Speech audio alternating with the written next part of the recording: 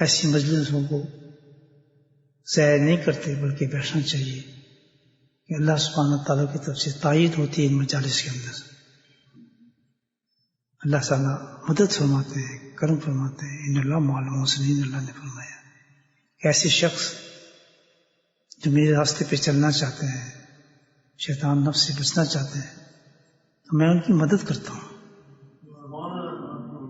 وہ تو ہم ظاہر میں بیٹھ گئے، میری تو کچھ اوقات ہی نہیں ہے، میری تو کوئی حالت نہیں ہے میں آپ کے سامنے گفتگو کروں.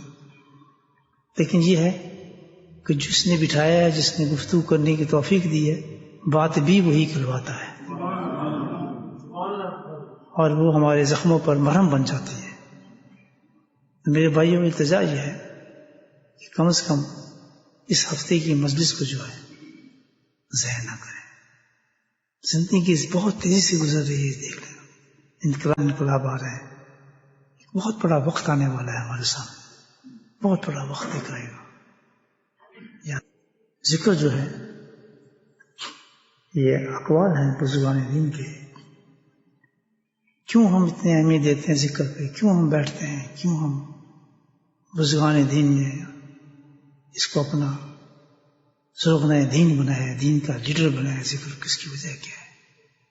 کہ حدیث اور قرآن سے انہوں نے اس کو اخذ کیا ہے، اس کا تھیم، اس کا مفہوم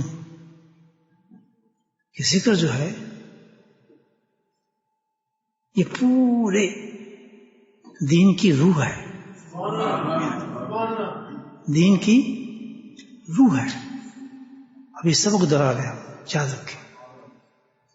ذکر ہے تو دین ہے، آپ کا دین قائم ہے. ذکر گیا تو دین بھی گیا.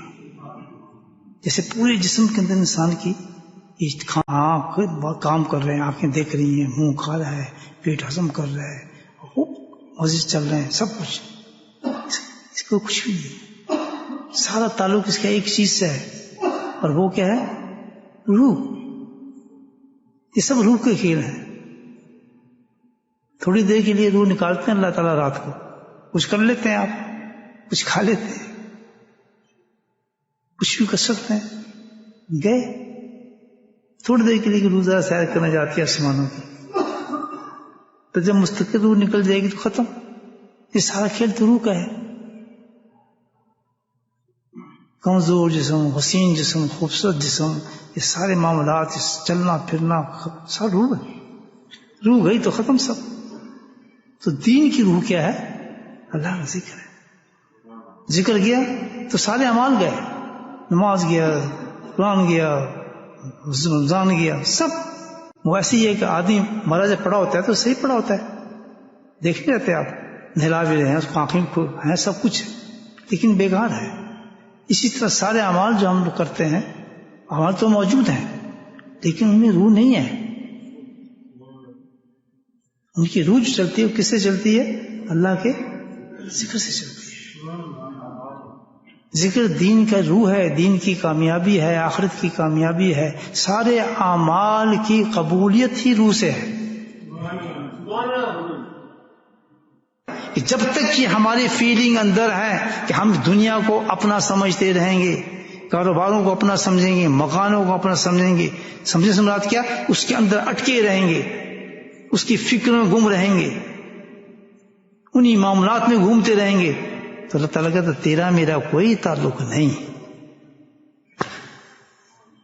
تیری نمازیں بھی کوئی اور ہیں، تیرے سجدے بھی اور ہیں، تیری تلاوتیں بھی ہیں.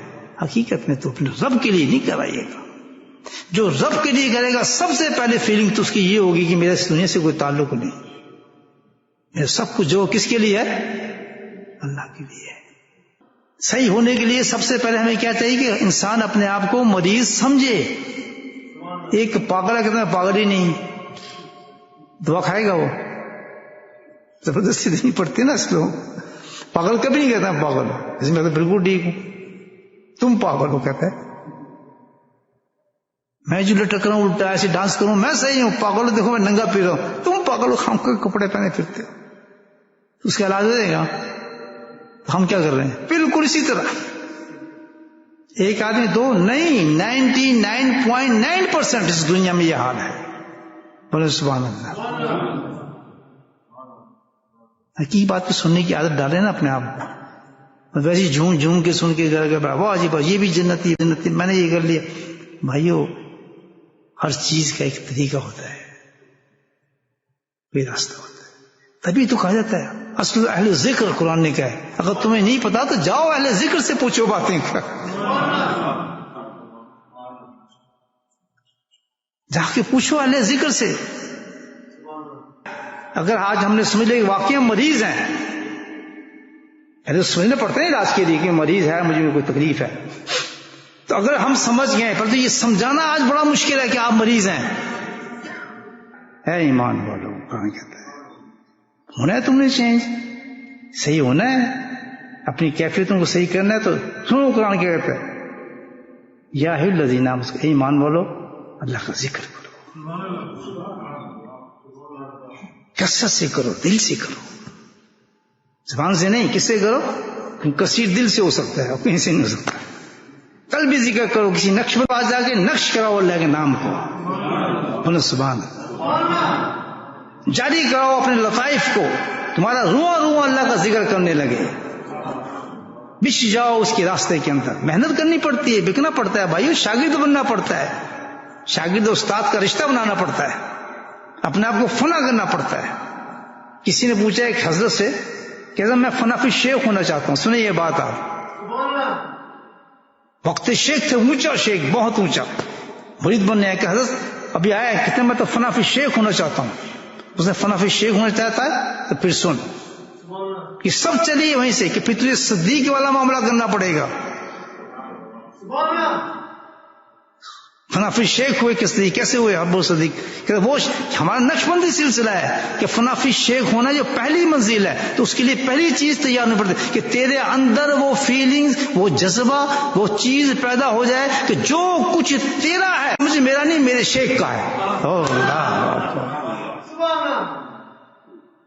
بھائیو یہ تو اللہ کو پانے والا راستہ ہے کہ جس کے اندر یہ جذبہ پیدا ہو گیا میرا نہیں ہے، یہ مال میرا نہیں ہے، یہ پیسہ میرا نہیں ہے، یہ سب کچھ جو کچھ ہے میرے شیخ کا ہے. کس طرح کہ اگر میرے شیخ نے کہا یہاں خرچ کر دے، وہاں خرچ کر دے، اس کو دے دے، اس پہ کر دے، تو ایک رتی بھر بھی میرے دل میں خیال نہ ہے، مٹھی بھر بھر کے دیتا رہوں. شیخ کہتا رہے میں دیتا رہوں کہ میرا نہیں ہے.